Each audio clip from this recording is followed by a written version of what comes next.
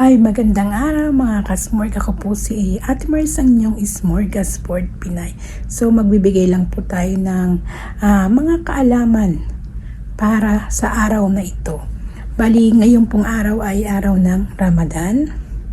Ngayon ay February 18. So nagkaroon na po ng moon sighting, yung crescent moon ngayong araw.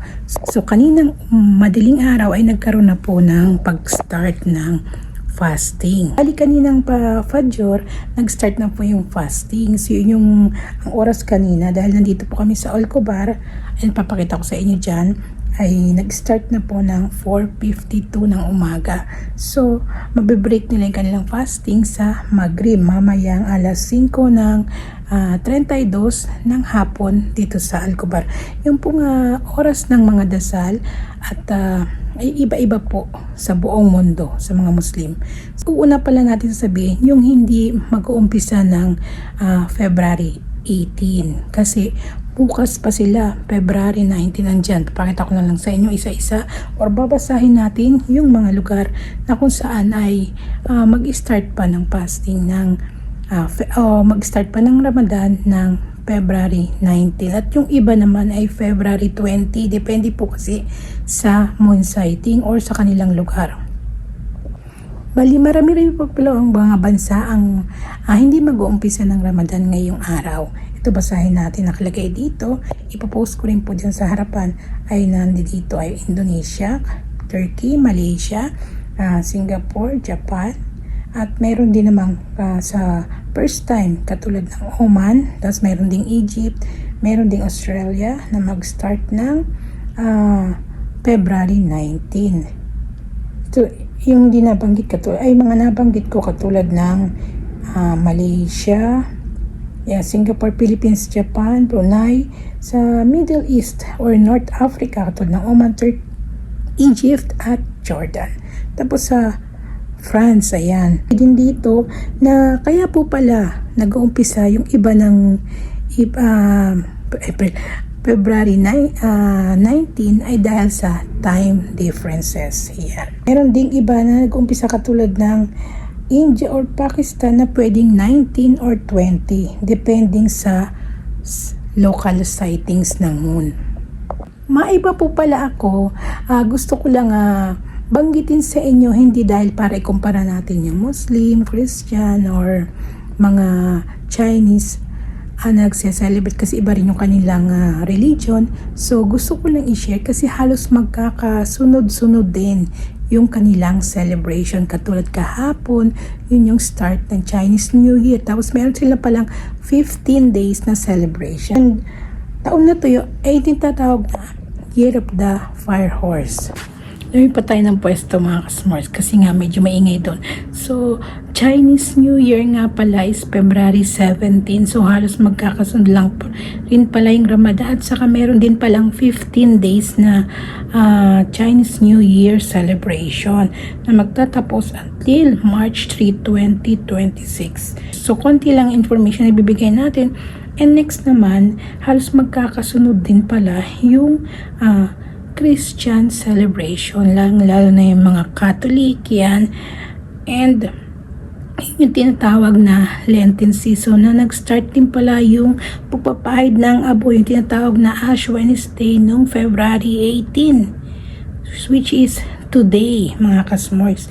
So yun na, pag nag-umpisa na yun, start na yung 40 days sa Lenten season, which is kung gusto mo nang mag-start ng abstinence, dun sa mga bisyo mo, pag-inom ng alak, o kung ano-ano ang mga tawag ng laman na tinatawag, or yung pagkain ng mga meat. Yung iba kasi, masyado silang religious, so ginagawa na nila yon. Pero yung iba naman, ginagawa during the Holy Week, which is nag-start pa lang sila during the Palm Sunday, or tinatawag na araw ng palaspas, yung merong parang puno ng isang dahon ng ibos na tinatawag nila o pinapapalaspas yun sa mga Katoliko, di ba?